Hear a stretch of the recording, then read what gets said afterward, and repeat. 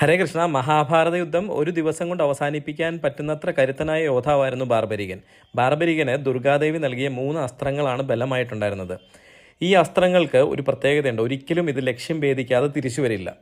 ഇതറിയാവുന്ന ഭഗവാൻ ശ്രീകൃഷ്ണനെ ചെന്ന് കണ്ട് അനുഗ്രഹാശിസുകൾ മേടിക്കാൻ വേണ്ടിയിട്ട് ചെല്ലുന്ന ബാർബരികനോട് ഭഗവാൻ പറയുകയാണ്, ഒരു ആൽമരം കാണിച്ചു കൊടുത്തിട്ട് പറഞ്ഞു, ഇതിലെ സമസ്ത ഇലകളും നിൻ്റെ അസ്ത്രം ഉപയോഗിച്ച് ഒരസ്ത്രം ഉപയോഗിച്ച് എല്ലാം നിനക്ക് ഛേദിക്കാൻ സാധിക്കുമെന്ന് ചോദിക്കുന്നുണ്ട്. ബാർബരികൻ അസ്ത്രം അയക്കുന്ന സമയത്ത് തന്നെ ഭഗവാൻ ഒരു ഇല അതിൽ നിന്ന് അടർത്തി മാറ്റി സ്വന്തം കാൽപാദത്തിൻ്റെ അടിയിൽ സൂക്ഷിക്കുന്നുണ്ട്.